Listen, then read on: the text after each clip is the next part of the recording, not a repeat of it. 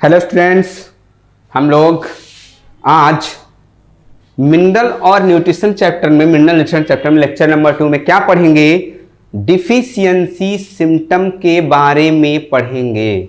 कौन से एलिमेंट के कारण कौन से सिम्टम दिखाई देते हैं या किस एलिमेंट की कमी के कारण कौन से सिम्टम दिखाई देते हैं, वो चाहे ओल्डेस्ट पार्ट में हो या यंग पार्ट में हो, इन सब के बारे में अध्ययन करेंगे। तो सबसे पहले डिफिशियंसी सिम्टम के बारे में हम आपको बता देते हैं कि कौन से एलिमेंट में मॉर्फोलॉजिकल चेंज कैसे होते हैं। ठीक है, अगर एलिमेंट की डिफिशियंसी है और वो मॉर्फोलॉजिकल चेंजेस दिखा रहे हैं, जैसे बाहर ही दिखा रहे हैं, पत्तियां पीली पड़ जा रही हैं, उनके जो सूट हैं वो मुरझा जा रहे हैं, ठीक, किस एलिमेंट के कारण हो रहा है, ये सब के बारे में अध्ययन करेंगे आज।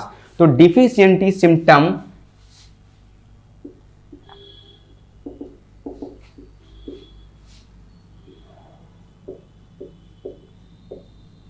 डिफिशियंसी सिम्टम को जनरली दो पार्टों में डिवाइड किया गया है। कौन से वो दो पार्ट हैं? तो एक तो ऐसा पार्ट है जो कि आप कह सकते हो अपीयर इन ओल्ड पार्ट, किसमें ऐसा हो कि वो अपीयर हो, कहां पे? अपीयर इन ओल्ड पार्ट में अपीयर हो।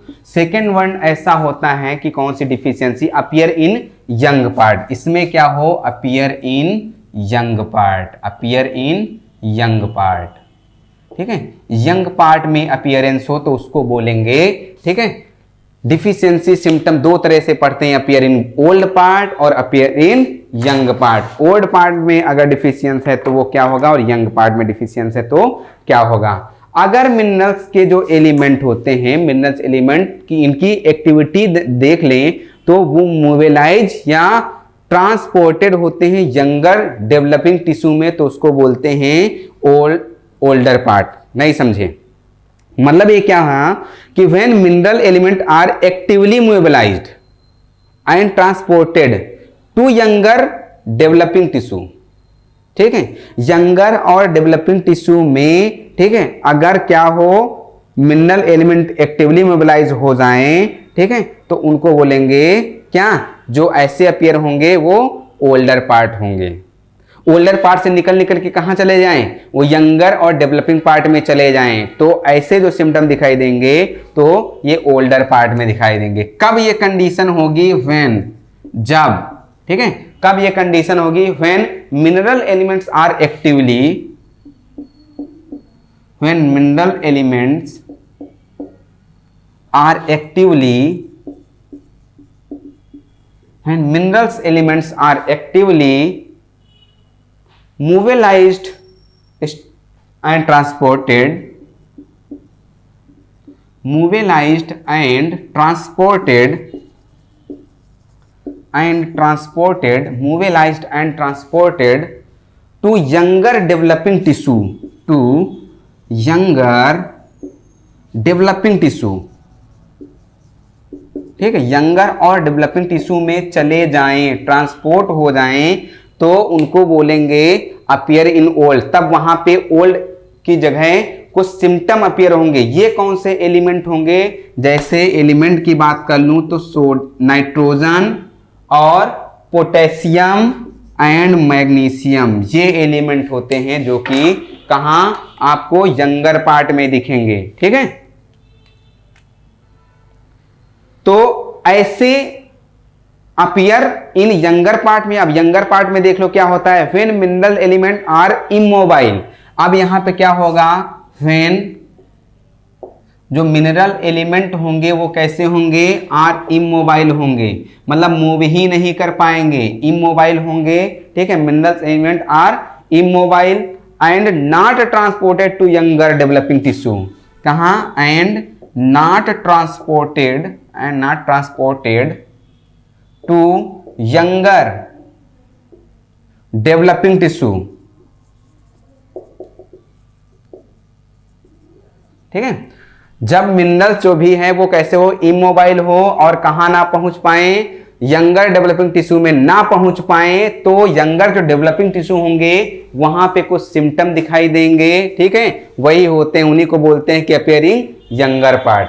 जो ओल्डर पार्ट में क्या होता है कि यंगर पार्ट से ओल्डर पार्ट में ना पहुंच पाए, तो ओल्डर पार्ट में कुछ सिम्टम दिखाई देंगे, उसके बेसिस पे हमने बताया कि डिफिशियंट सिम्टम वहां दिखाई देंगे।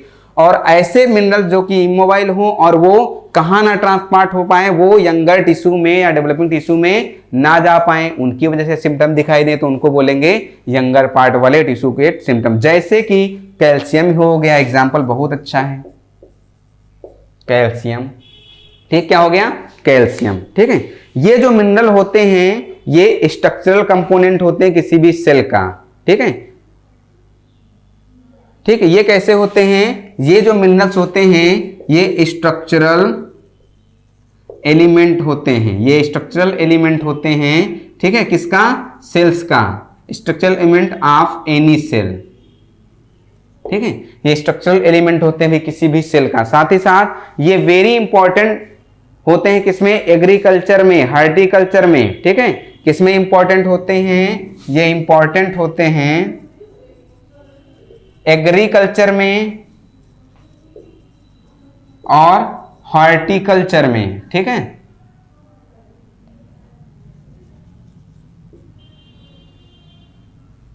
एग्रीकल्चर और हॉर्टिकल्चर में इंपॉर्टेंट रोल प्ले करते हैं, ठीक है। साथ ही साथ अब कॉमन डिफिशियंसी सिम्टम देख लेते हैं। ये तो आपने दो बेसिस पे देख लिए कि डिफिशियंसी सिम्टम किसमें किसमें होते हैं। ओल्डर पार्ट में अगर कुछ मिनरल्स ना पहुंच पाए तो ओल्डर पार्ट में डिफिशियंट दिखाने को मिल जाएगा। कुछ ऐसे होते हैं इमोबाइल होते हैं जो यंगर पार्ट में एलिमेंट नहीं पहुंच पाते, जिसकी वजह से यंगर पार्ट में सिम्टम देखने को मिलते हैं। तो ये डिफिशियंसी सिम्टम दो बेसिस पे देखा गया, यंगर पार्ट और एक ओल्डर पार्ट। अब आते हैं कुछ के नाम लिख लेते हैं, जैसे क्लोरोसिस क्या होता है, नेक्रोसिस क्या होते हैं, स्टंटेड ग्रोथ, ठीक है। पहला जानिए क्लोरोसिस, सेकंड वन नेक्रोसिस और third one stunted growth. Chlorosis, necrosis, stunted growth and fourth one जो होगा premature leaf fall, premature leaf fall, premature leaf fall, and last one inhibition of cell division, inhibition of cell division,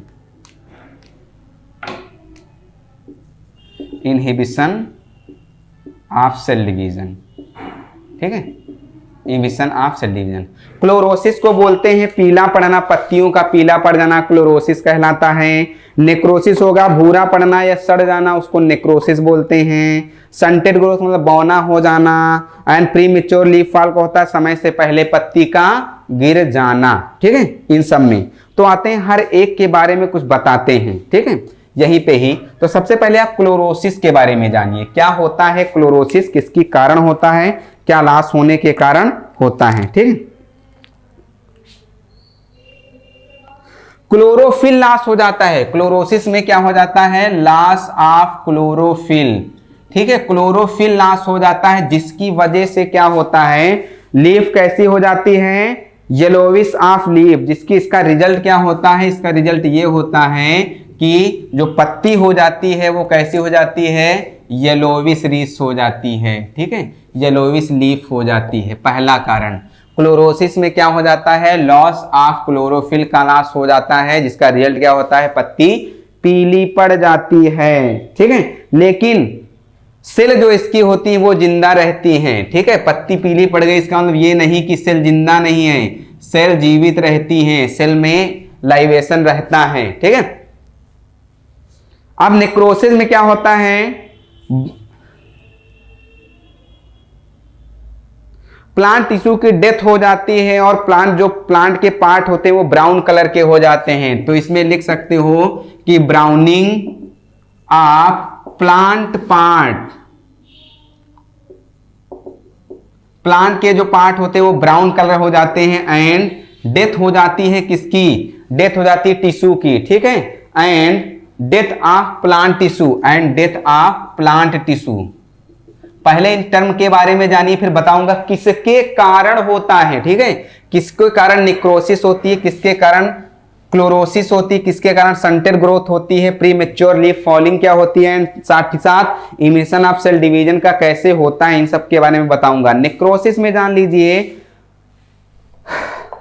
आपने दो term जाने chlorosis और necrosis, ठीक है। तो थोड़ा सा कारण जान लीजिए, क्लोरोसिस किसके कारण होता है, काज जान लीजिए, क्लोरोसिस का काज जानिए, यहां पे काज जानिए क्लोरोसिस का, कौन कौन से एलिमेंट के कारण होता है। तो nitrogen potassium magnesium, nitrogen potassium magnesium, nitrogen potassium magnesium, sulphur iron zinc, sulphur iron zinc, nitrogen potassium magnesium sulphur iron zinc and molybdenum, ठीक है। और कौन सा, इनकी कमी से होने वाला जो रोग होगा उसको क्या बोलेंगे, क्लोरोसिस बोलेंगे, ठीक है। Sodium nitrogen potassium magnesium sulphur iron zinc and molybdenum, इनकी कमी से होने वाला जो रोग होगा उसको क्या बोलेंगे, क्लोरोसिस बोलेंगे, ठीक है। नेक्रोसिस का जो काज होता है उसका होता है कैल्शियम मैग्नीशियम कॉपर पोटेशियम, इसका जो काज होता है ये होता है कैल्शियम मैग्नीशियम कॉपर पोटेशियम, इसके ये काज होते हैं। नेक्रोसिस के भी काज जान लीजिए और क्लोरोसिस से के भी काज आप जान गए, ठीक है। नेक्रोसिस,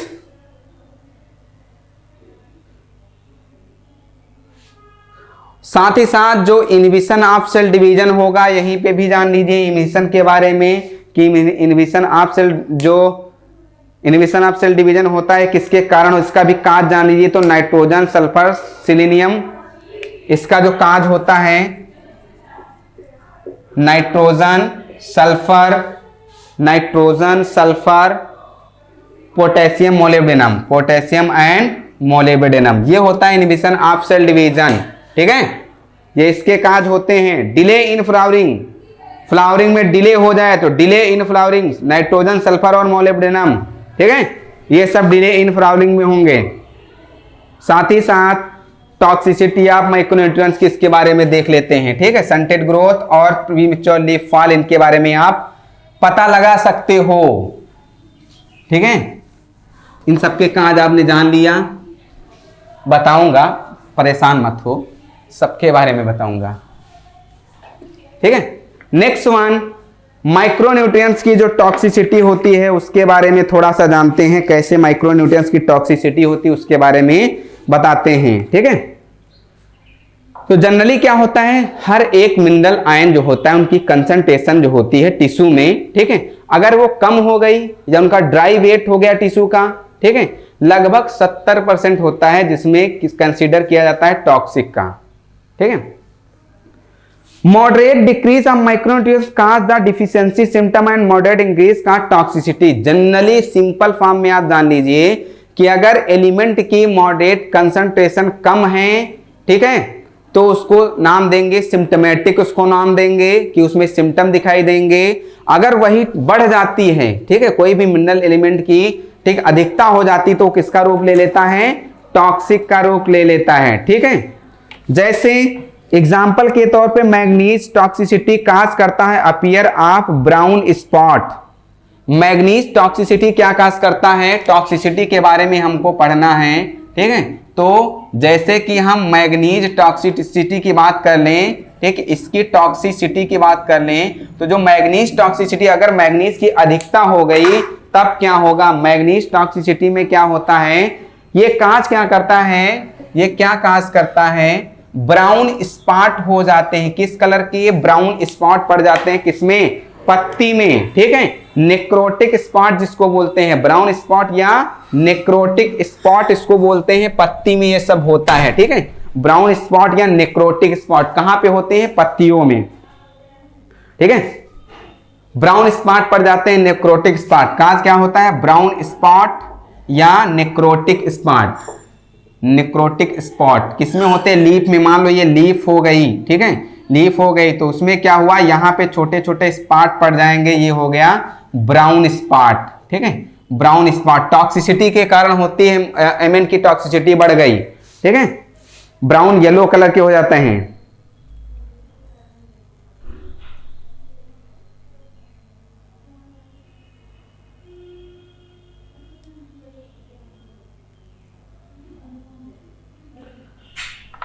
साथ ही साथ जो मैग्नीज टॉक्सिसिटी होती है इसका रिजल्ट क्या होता है, डिफिशियंसी ऑफ आयरन।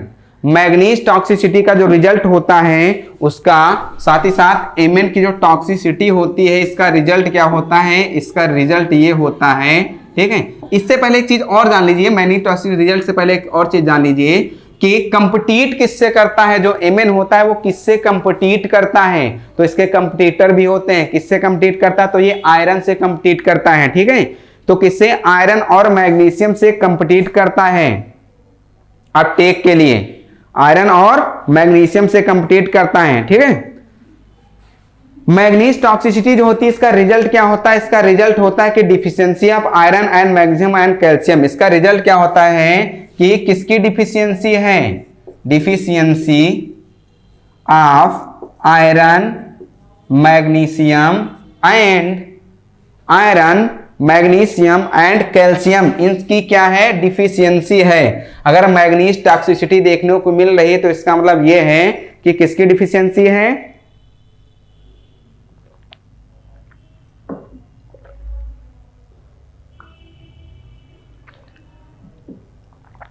ठीक है, मैग्नीज की टॉक्सिसिटी है। मैग्नीज टॉक्सिसिटी के बारे में आप जान गए। मिनरल्स का जो एब्जॉर्प्शन होता है वो हमने बताया था आपको, कैसे होता है वो पहले ही हमने बता दिया था। ठीक है, मिनरल्स का जो होता है, आप थोड़ा सा जान पढ़ते हैं कि translocation of mineral element, minerals element का ट्रांसलोकेशन कैसा होता है। जनरली आपको ये चीज पता है कि minerals are translocated through xylem, mineral जो ट्रांसलोकेट होते हैं वो जाइलम के थ्रू।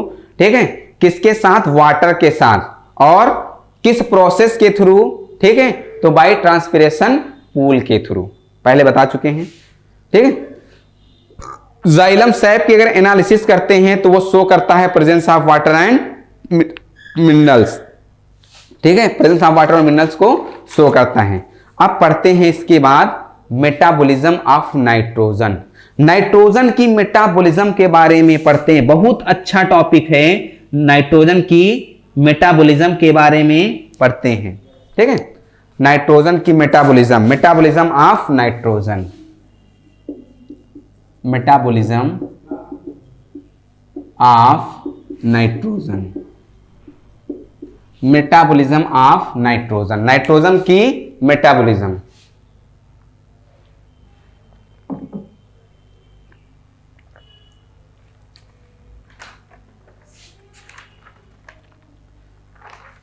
नाइट्रोजन की जो मेटाबॉलिज्म होती है, मेटाबॉलिज्म ऑफ नाइट्रोजन, ठीक है, कैसे मेटाबॉलिज्म ऑफ नाइट्रोजन, जैसे कार्बन, हाइड्रोजन, ऑक्सीजन और नाइट्रोजन जो होते हैं ये मोस्ट प्रीवैलेंट एलिमेंट होते हैं लिविंग ऑर्गेनिज्म के लिए, जिसमें से कार्बन सबसे ज्यादा होता है। लिविंग ऑर्गेनिज्म के लिए कार्बन, हाइड्रोजन, ऑक्सीजन और नाइट्रोजन चाहिए ही चाहिए, जिसमें से कार्बन तो 100% चाहिए। ठीक है, nitrogen is a constituent of amino acid, protein, hormones, vitamin, chlorophyll, nucleic acid. ये हम आपको पहले ही बता चुके हैं जब इनके फंक्शन के बारे में, इनके रोल के बारे में पढ़ा रहे थे। ठीक है, प्लांट क्या करते हैं, प्लांट कंपीट करते हैं कुछ माइक्रोब के साथ। प्लांट क्या करते हैं, कंपीट करते हैं with the microbe for the limited nitrogen present in the soil. Soil में लिमिटेड नाइट्रोजन प्रेजेंट होगी तभी वो माइक्रोब से कंपीट कर पाएंगे। Generally nitrogen is limited for both natural and agricultural ecosystem. Natural और इकोसिस्टम में मेन क्या होता है, नाइट्रोजन हमेशा लिमिटेड फॉर्म में होता है, वो चाहे नेचुरल इकोसिस्टम हो या एग्रीकल्चरल इकोसिस्टम हो। ठीक है, और नाइट्रोजन की कमी हमेशा नेचुरल और एग्रीकल्चर में बनी रहती है। ठीक है, जो दो एटम होते हैं नाइट्रोजन के, ठीक है, वो ज्वाइंट होते हैं वेरी स्ट्रांग कोवैलेंट के बाद। जैसे अगर आप नाइट्रोजन N2 जो होता है, इसको और थोड़ा केमिस्ट्री देख लेते हैं तो ये ऐसे होता है, इसका ये स्ट्रक्चर बनता है। इसमें होता क्या है, इसमें ये बॉन्ड पाए जाते हैं, कोवैलेंट बॉन्ड पाए जाते हैं। कौन से, कोवैलेंट बॉन्ड पाए जाते हैं। ठीक है, प्लांट जो एब्जॉर्ब करता है नाइट्रोजन को, वो किस फॉर्म में एब्जॉर्ब करता है, तो वो नाइट्रेट और नाइट्राइट और अमोनियम आयन के फॉर्म में। जो प्लांट एब्जॉर्ब करता है ये हम आपको पहले से बता चुके हैं, एब्जॉर्प्शन भी बता चुके हैं, ठीक है। तो वो किस फॉर्म में, नाइट्रेट और नाइट्राइट के फॉर्म में, ठीक है। मतलब ये हुआ कि आप इसको ऐसे लिख सकते हैं NO3 माइनस और NO2 minus and NH4 ammonium ion, ठीक है। इन सब के फॉर्म में ये एब्जॉर्ब करता है, NH4 प्लस होता है, ठीक है। ये सब हो गया। मेटाबॉलिज्म ऑफ नाइट्रोजन में सबसे पहले नाइट्रोजन साइकिल के बारे में पढ़ते हैं, ठीक है। मेटाबॉलिज्म ऑफ नाइट्रोजन में सबसे पहले नाइट्रोजन साइकिल के बारे में पढ़ते हैं, कहां से क्या होता है, ठीक है। तो पढ़ेंगे नाइट्रोजन साइकिल के बारे में। नाइट्रोजन साइकिल के बारे में स्टार्ट करते हैं। अमोनिफिकेशन, डीनाइट्रिफिकेशन क्या होता है, नाइट्रिफिकेशन क्या होता है, ठीक है। ये क्वेश्चन आप में आता है। अमोनिफिकेशन क्या होता है, नाइट्रिफिकेशन क्या होता है, डीनाइट्रिफिकेशन क्या होता है, ये क्वेश्चन आते हैं। तो सबसे पहले नाइट्रोजन साइकिल में पहला जो है वो है आपका अमोनिफिकेशन।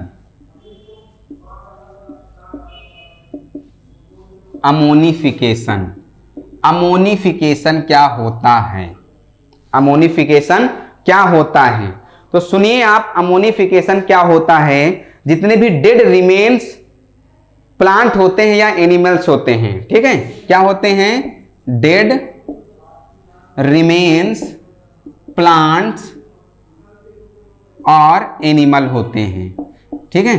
समझ लीजिए मरे हुए प्लांट या एनिमल, ठीक है, डेड पड़े रहते हैं, कहां पे, सॉइल पे पड़े रहते हैं। होता क्या है, जैसे ही पड़े रहते हैं वहां पे कुछ बैक्टीरिया आएंगी और उनको क्या करना स्टार्ट करेंगी, उनको डिकम्पोज करना स्टार्ट करेंगी। जैसे बैक्टीरिया के नाम बता दूं तो बैसिलस राइमोसस और बैसिलस माइकोइडिस। कौन सी होंगी, बैसिलस राइमोसस, बैसिलस राइमोसस और बैसिलस राइमोसस। सेकंड वन कौन सी होगी, माइकोइड्स, ठीक है। ये बैक्टीरिया क्या करेंगी, इसको डिकम्पोज करना स्टार्ट करेंगी, ठीक है। ये जो डेड रिमेन्स पड़े हुए हैं प्लांट्स के या फिर एनिमल्स के जो पड़े हुए हैं उनको ये क्या करेंगी, डिकम्पोज करना स्टार्ट करेंगे। डिकम्पोज करने के बाद क्या बना देंगी, अमाइनो एसिड बना देंगी। और अमाइनो एसिड आगे चल करके अमाइनो एसिड का क्या हो जाएगा, ऑक्सीडेशन हो जाएगा और क्या बन जाएगी, अमोनिया बन जाएगी। अमाइनो एसिड का ऑक्सीडेशन हो जाएगा और क्या बन जाएगी, अमोनिया बन जाएगी। फिर क्या होगा, वहां पे अमोनिफिकेशन होगा। जैसे अमोनिया बन जाएगी फिर वहां क्या होगा, अमोनिफिकेशन होगा, ठीक है। क्या होगा, अमोनिफिकेशन होगा। अमोनिफिकेशन कैसे होता है, जो रिमेन्स प्लांट्स या एनिमल पड़े होते हैं उनका डिकम्पोज होता है, बैक्टीरिया के द्वारा अमोनिया बनती है। अमोनिया बनने की जो प्रोसेस है उसको क्या बोलते हैं, अमोनिफिकेशन बोलते हैं, ठीक है। ये जो पूरी प्रोसेस है उसको क्या बोलते हैं, अमोनिफिकेशन बोलते हैं। तो अमोनिफिकेशन के बारे में आप जान गए। अब यहीं पे आप जान लीजिए नाइट्रिफिकेशन क्या होता है। अमोनिफिकेशन जान गए क्या होता है, अमोनिफिकेशन। फिर आप जान लीजिए नाइट्रिफिकेशन क्या होता है। नाइट्रोजन साइकिल में अभी आपको पढ़ना है ये सब। सेकेंड वन, नाइट्रिफिकेशन क्या होता है,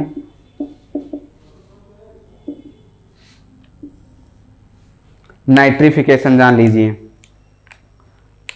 जो ये अमोनिया बन गई, अमोनिफिकेशन में क्या बनी, अमोनिया बनी, ठीक है। जो ये अमोनिया बन गई, अब क्या बनी, ये जो अमोनिया बन गई है इसी अमोनिया में क्या होगा, इसमें ऑक्सीजन मिलेगी। क्या मिलेगी, ऑक्सीजन मिलेगी। ऑक्सीजन मिलने के बाद फिर कुछ बैक्टीरिया वर्क करेंगे, जैसे कि नाइट्रोसोमोनास और नाइट्रोकोकस। कौन कौन सी, नाइट्रोसोमोनास और नाइट्रोकोकस।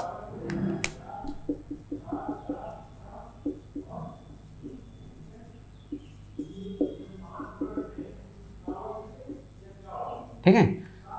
ये बैक्टीरिया क्या करेंगी, इस अमोनिया को कन्वर्ट कर देंगी नाइट्राइट फॉर्म में। किस फॉर्म में, नाइट्राइट फॉर्म में। किस फॉर्म में, नाइट्राइट फॉर्म में कन्वर्ट कर देंगी और क्या निकालेंगी, ऑक्सीजन को भी नहीं, प्रोटॉन भी निकलेगा और वाटर भी निकल जाएंगे, 2 प्रोटॉन निकलेंगे, साथ ही साथ 2 मोल ऑफ वाटर भी रिलीज होगा। ये कंडीशन होगी नाइट्रिफिकेशन में। नाइट्रिफिकेशन में क्या बन रहा है? नाइट्राइट बन रहा है। क्या बन रहा है? नाइट्राइट बन रहा है। ठीक है।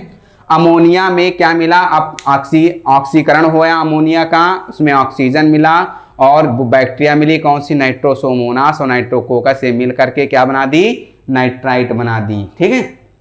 फिर यहीं पे एक कंडीशन और होती है, ये इसमें ये 2NO2 होता है, 2NO2 माइनस, यहां पे क्या होता है? नाइट्रोकोकस क्या करती है? Sorry, Nitrobacter. अब यहां पे नाइट्रोबैक्टर आती है, कौन सी? नाइट्रोबैक्टर। ठीक है। नाइट्रोबैक्टर क्या काम करेगी? नाइट्रोबैक्टर आकर के इसको नाइट्रेट में कन्वर्ट कर देगी। इसमें कन्वर्ट कर देगी? नाइट्रेट में कन्वर्ट कर देगी। ये नाइट्रेट बन गया। ठीक है। पहले क्या हुआ? अमोनिया में ऑक्सीजन मिला, नाइट्रोसोमोनास नाइट्रोकोकस बैक्टीरिया की प्रेजेंस में क्या बन गया? नाइट्राइट बन गया। नाइट्राइट ये जो था नाइट्रोबैक्टर आकर के इसको नाइट्रेट में कन्वर्ट कर देगा। किस में कन्वर्ट कर देगा? नाइट्रेट में।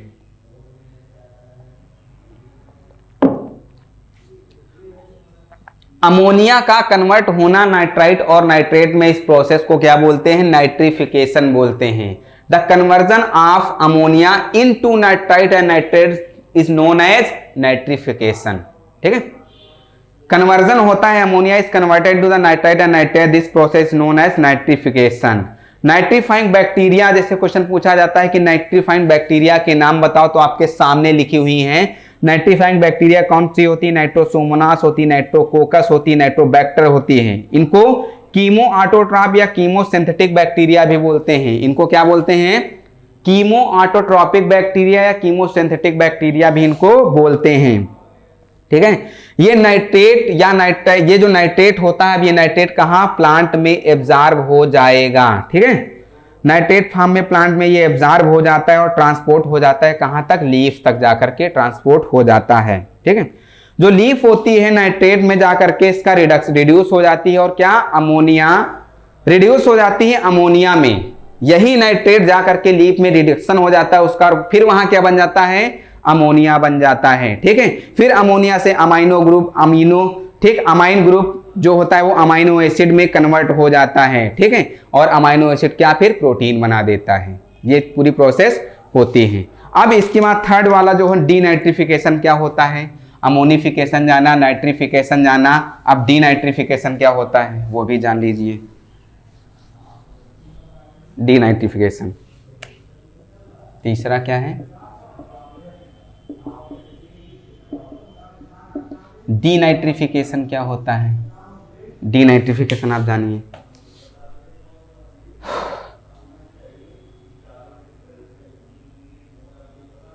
देखो, नाइट्राइट और जनरली हम जैसे NO2 या NO3, ठीक है, NO2 और NO3, नाइट्राइट और नाइट्रेट, कौन? नाइट्राइट और नाइट्रेट किसमें कन्वर्ट हो जाएं? ये कन्वर्ट हो जाएं नाइट्रोजन में। ये कन्वर्ट हो जाएं नाइट्रोजन में। नाइट्राइट और नाइट्रेट ये दोनों किसमें कन्वर्ट हो जाएं? नाइट्रोजन में। ठीक है। तो इसको क्या बोलेंगे? डीनाइट्रिफिकेशन बोलेंगे। इसको क्या बोलेंगे?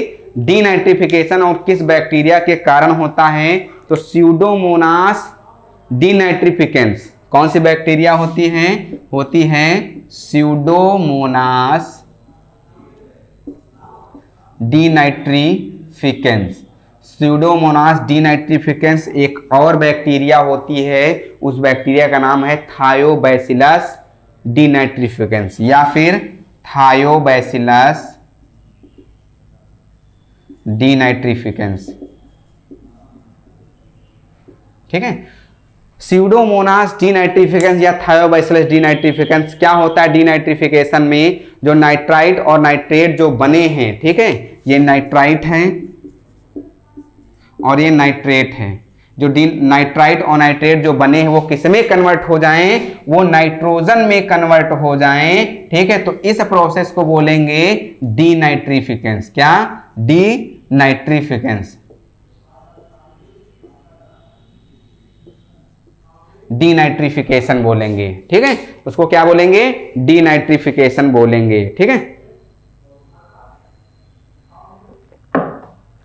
उसको क्या बोलेंगे, डीनाइट्रिफिकेशन बोलेंगे। यहीं पे थोड़ा सा और आप जान लीजिए कि बायोलॉजिकल नाइट्रोजन फिक्सेशन कैसे होता है, उसके बारे में थोड़ा सा। 3 टर्म आप जाने नाइट्रोजन साइकिल में, कौन कौन से 3 टर्म जाने, नाइट्रोफिकेशन क्या होता है, डीनाइट्रिफिकेशन क्या होता है और अमोनीकरण क्या होता है, ये सब आप जाने। आप थोड़ा नाइट्रोजन फिक्सेशन के बारे में जान लीजिए, नाइट्रोजन फिक्सेशन के बारे में जान लीजिए। नाइट्रोजन फिक्सेशन, नाइट्रोजन जो फिक्सेशन होता है वो 2 तरह से होता है, एक तो ए बायोलॉजिकल नाइट्रोजन फिक्सेशन और दूसरा बायोलॉजिकल नाइट्रोजन फिक्सेशन। 2 तरह से होता है, एक तो a biological nitrogen fixation, second होता है बायोलॉजिकल नाइट्रोजन फिक्सेशन। ठीक है, ए बायोलॉजिकल नाइट्रोजन फिक्सेशन और बायोलॉजिकल नाइट्रोजन फिक्सेशन 2 तरह का होता है। तो सबसे पहले मैं यहां ए बायोलॉजिकल नाइट्रोजन फिक्सेशन के बारे में बात कर रहा हूं। A biological nitrogen fixation, a biological nitrogen जो फिक्सेशन होता है, ए बायोलॉजिकल नाइट्रोजन फिक्सेशन, इसके बारे में। ठीक है, जनरली नेचर में क्या होता है, जनरली नेचर में होता क्या है, लाइटनिंग होती है, यूवी रेडिएशन क्या होता है, एनर्जी प्रोवाइड करती है। ठीक है, यूवी रेडिएशन जो इनफ एनर्जी का प्रोवाइडेशन करता है, वो कन्वर्ट कर देता है नाइट्रोजन, सिर्फ नाइट्रोजन को किसमें, नाइट्रोजन के ऑक्साइड में कन्वर्ट कर देता है, नाइट्रोजन को नाइट्रोजन के ऑक्साइड में कन्वर्ट कर देता है। नेचर में होता क्या है, लाइटनिंग होती है और यूवी रेडिएशन जो होता है वो इनफ एनर्जी प्रोवाइड करता है। ठीक है, इनफ एनर्जी प्रोवाइड करता है, काहे के लिए, क्यों, क्योंकि जो नाइट्रोजन हो वो किसमें कन्वर्ट हो जाए, नाइट्रोजन के NOx, नाइट्रोजन के ऑक्साइड में कन्वर्ट हो जाए। ठीक है, किसमें कन्वर्ट हो जाए, नाइट्रोजन के ऑक्साइड में कन्वर्ट हो जाए। कैसे, आप देख लीजिए, ये नाइट्रोजन है, इसमें ऑक्सीजन और क्या मिला, उसमें यूवी रेज मिली। ठीक है, अल्ट्रावायलेट लाइटनिंग हुई, यूवी रेज क्या हुआ, लाइटनिंग हुई।